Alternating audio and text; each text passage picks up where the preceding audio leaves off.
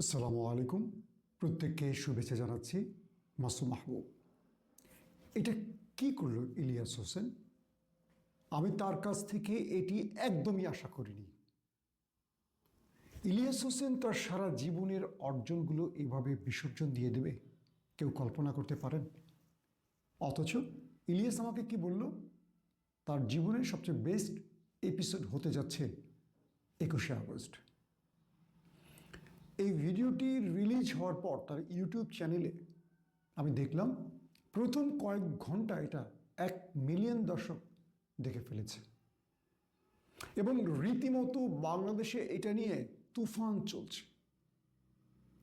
Social media এবং বিভিন্ন প্ল্যাটফর্মে এখন আলোচনা 21শে আগস্ট ইলিয়াস হোসেন। দর্শক, বলবো ইলিয়াসের এই বিষয় নিয়ে কথা। দ্বিতীয় বিষয় হলো 31 ডিসেম্বর নিয়ে যত আলোচনা, সেই আলোচনার মূল ফোকাস আর কয়েক ঘন্টা পর আমরা দেখব এবং এই বিষয়ে সমন্বয়ক হান্নান মাসুদ কি বললেন আমাদের। পাশাপাশি আরও কয়েকটি গুরুত্বপূর্ণ খবর জানাবো এই ভিডিওতে। চলেন আমরা আগে ইলিয়াসের 21 আগস্ট নিয়ে তার ভিডিওটি নিয়ে একটু পর্যালোচনা করি। বাংলাদেশে যে আইন ব্যবস্থা আছে, পুরো আইন ব্যবস্থাকে ধুয়ে মুছে ক্লিয়ার করে দিয়েছে ডিটারজেন্ট দিয়ে ইলিয়াস হোসেন। বাংলাদেশের মতো একটা রাষ্ট্র, 54 বছর যার বয়স, সেই রাষ্ট্রের আইন, বিচার বিভাগ, সংবাদ মাধ্যম কতটা কলঙ্কিত, কতটা পৌঁছে গেছে, কতটা নষ্ট হয়ে গেছে, তার উদাহরণ ইলিয়াস হোসেনের 15 মিনিটসে 21শে আগস্ট নিয়ে বানানো 52 মিনিটের ভিডিওটি। কতগুলো মানুষকে, প্রায় 2 ডজন মানুষকে মৃত্যুদণ্ড দেওয়া হয়েছে, যাবজ্জীবন দেওয়া হয়েছে। কিসের ভিত্তিতে বলুন? এবং এই মামলাটি, মানে 21শে আগস্টের যে মামলাটি, সেটি যে একটা রাজনৈতিক বা একটা নেপথ্যে ষড়যন্ত্রমূলক, তার সকল পর্দা উন্মোচন করে দিয়েছেন আমাদের ইলিয়াস হোসেন। এবং এখানে আমরা দেখলাম বাংলাদেশের সবচেয়ে প্রসিদ্ধ, সবচেয়ে জনপ্রিয় দুটো গণমাধ্যম, প্রথম আলো, আমরা ডেইলি স্টারের কথা বাদ রাখলাম, তো প্রথম পত্রিকাটার নামই বললাম প্রথম আলো।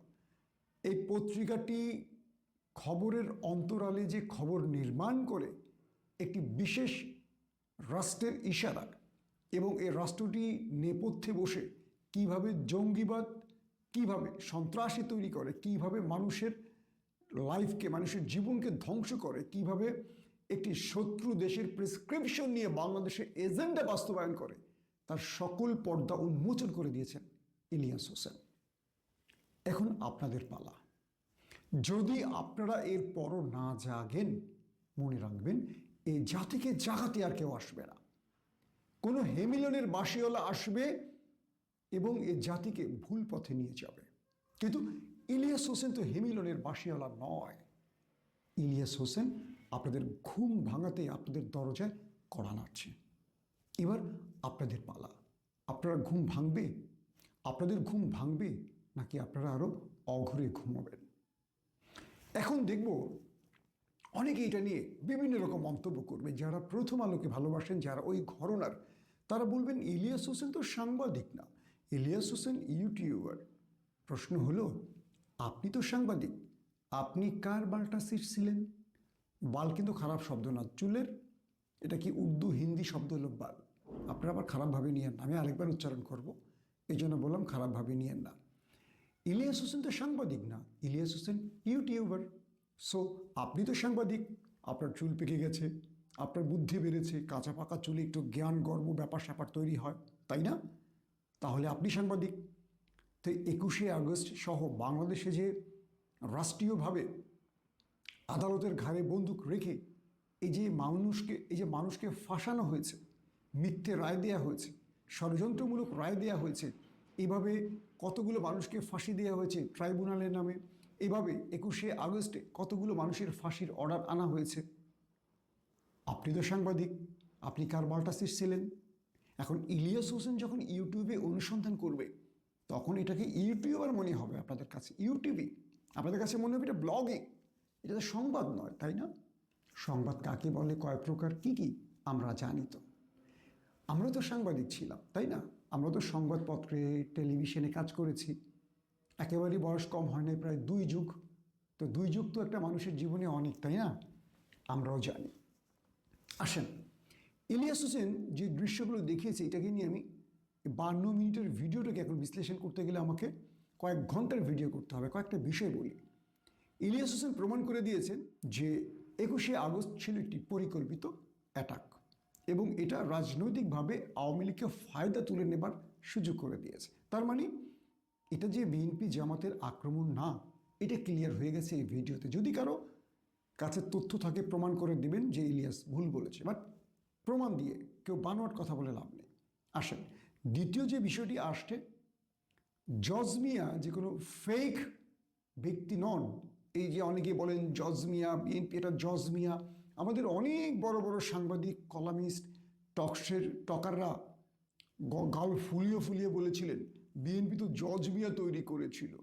এখন সেই বাইঞ্চত্বের কি হবে? আজকে একটু গালিগালাজ করবো, রাগ করবেন না, হ্যাঁ? তো সেই বাইঞ্চত্বের এখন কি হবে?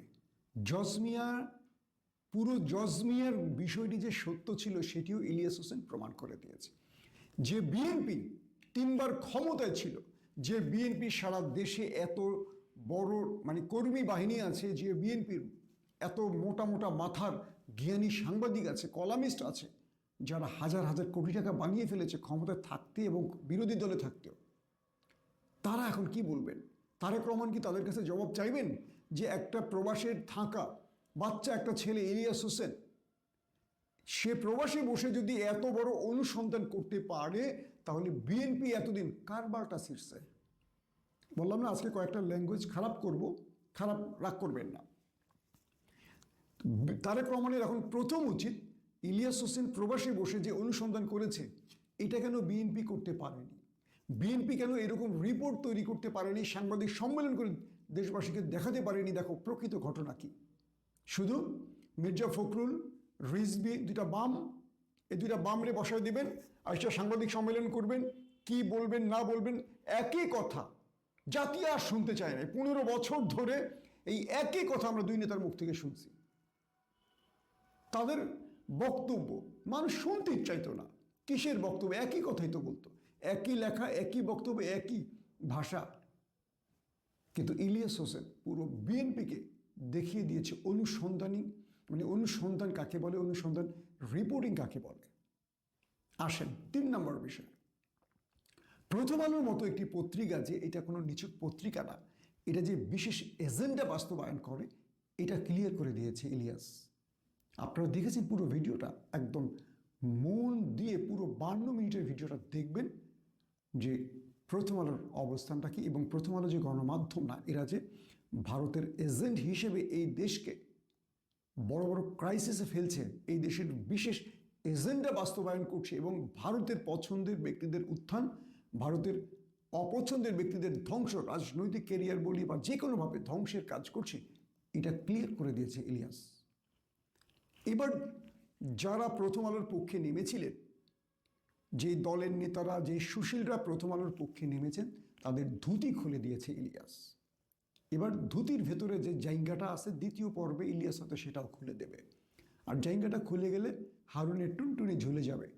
তো এইসব টুনটুনি দেখার রুচি আমাদের নেই কেন? এসব বৃদ্ধ, পাপিষ্ট, নষ্ট, বাম, রাম, কি বলবো, বিক্রি হওয়া নষ্ট মস্তিষ্কের লোকগুলোর টুনটুনি তো দেখার মতো না। এগুলো ওষুধেও আর খারায় না, বুঝেন নাই? একদম রাইট টাইম কথাটি বলতে চাই। জনাব তারেক রহমান, আপনার দল বাংলাদেশের সবচেয়ে জনপ্রিয় দল। মানুষ এখনো বিশ্বাস রাখে এই দলটি মানুষের ভাগ্য পরিবর্তনের ক্ষমতা রাখে। কিন্তু এই দলটির যে নেতারা বসে আছেন, বিগত 15 বছর যাদেরকে আপনি গুরুত্বপূর্ণ পদে দিয়েছেন, এরা কিন্তু অচল মাল, এদের দিয়ে হবে না। এবং দেখেন সামগ্রিক সময়, বর্তমান সময় পুরো বিএনপি বাংলাদেশে চাঁদাবাজ হিসেবে চিহ্নিত হয়ে গেছে। বিএনপিকে চাঁদাবাজি করছে? এই দেশে বিএনপির কম অবদান আছে? আর অন্যদিকে জামায়াতের দিকে তাকান, রাজনৈতিকভাবে কিভাবে মানুষের মনের জায়গা দখল করছে তারা। তার প্রধান কারণ কি জানেন? বিএনপির ভেতরে যারা বসে আছেন তারা তারেক রহমানের যে চিন্তা চেতনা বা তিনি যে আদর্শ লালন করছেন সেটাকে মাঠে বাস্তবায়ন করছেন না। তারেক রহমান যতগুলো বক্তব্য দিচ্ছেন এই বক্তব্যগুলো মাঠে কার্যকর হচ্ছে না। তারেক রহমান এমন কথাও বলেছেন যে আমার দলের কেউ যদি চাঁদাবাজি করে অন্যায় করে সঙ্গে সঙ্গে ধরে পুলিশে দেন, কিন্তু এটা কি বন্ধ হয়েছে? হয়নি। উল্টো দেখেন, দলের নেতারা তাদেরকে আমাদের সিনিয়র নেতারা তাদেরকে দিয়ে আরও বড় অপরাধ করাচ্ছে, মানুষের কাছে অপ্রিয় করে তুলছে দলটিকে। বিএনপির ক্ষতি বিএনপি করছে। আসেন, এটা আমার আলোচনার বিষয় না। এখন যারা প্রথম আলোর পক্ষে দাঁড়িয়েছিলেন তাদের বিরুদ্ধে আমাদের নামতে হবে। মনে রাখবেন, যারা প্রথম আলোর পক্ষে নেমেছে তারা না বুঝে নামেনি, তারা প্রথম আলোর সম্পর্কে জেনেই নেমেছে।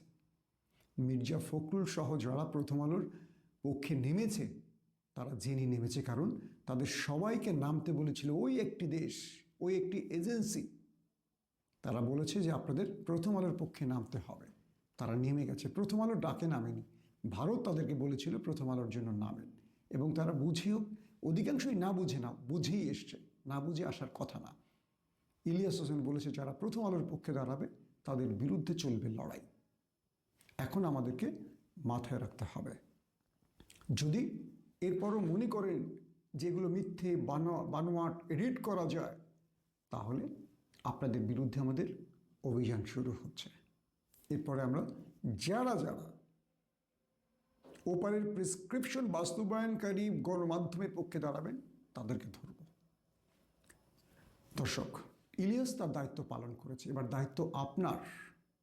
আপনি এখন কি করবেন? 21শে আগস্টে যারা ভুক্তভোগী ছিলেন, দীর্ঘদিন জেলে ছিলেন, তাদের পরিবার এগিয়ে আসেন।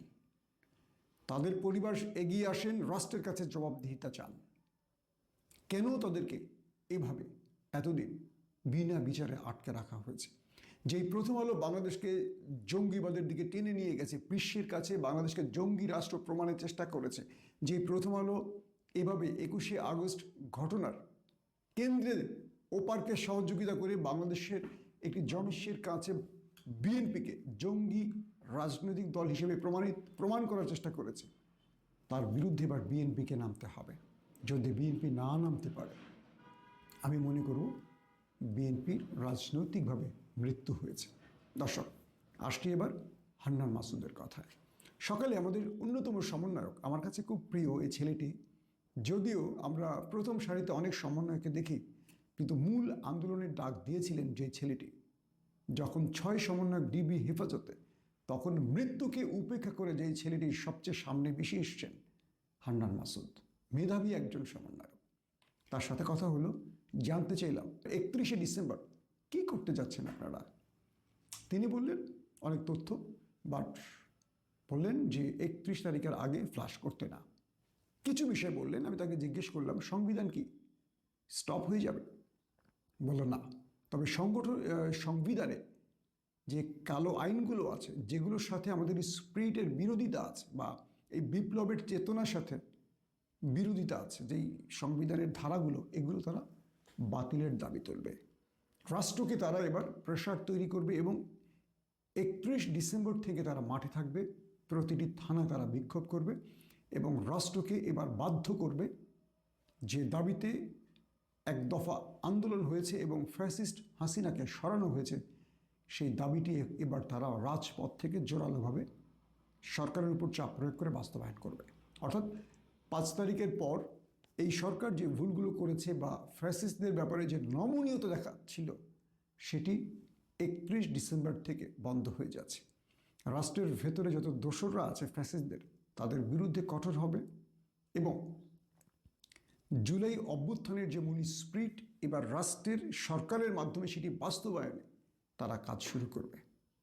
এবং আরও অনেকগুলো তথ্য দিয়েছে, যেগুলো আমি সঙ্গত কারণে বলতে চাচ্ছি না, যেহেতু এই কথাগুলো এই মুহূর্তে বলা উচিত নয়। সেই সারপ্রাইজটা আমরা 31 ডিসেম্বরই দেখতে চাই। তবে আপনাদের সবাইকে বলবো, সবাই আসবেন কালকে। সকল পেশাজীবী, যে পেশারই যেই আছেন, যারা জুলাই স্পিরিট ধারণ করেন, যারা এই বিপ্লবকে ধারণ করেন, তারা প্রত্যেকে আসবেন শহীদ মিনারে। ইনশাআল্লাহ আপনাদের সাথে আমরাও থাকব। আবারও বলছি, এই রাষ্ট্র একটা গৃহযুদ্ধের দিকে যেতে পারে। এই রাষ্ট্র ভুল পথে যেতে পারে, এই রাষ্ট্র আমাদের স্বপ্ন ভঙ্গ করতে পারে। তাই আবারও মাঠে নামতে হবে। আমাদের একটি দাবি, আমরা বিপ্লবী চেতনার সরকার দেখতে চাই, যেই সরকারে ফ্যাসিস্ট দোসরদের আর কোনোভাবে পুনরুজ্জীবিত করা হবে না, এবং যারা এই বিপ্লবী সরকার বা এই চেতনা লালন করে তারাই বাংলাদেশ করবে। প্রত্যেকে ভালো থাকবেন। আল্লাহ হাফেজ।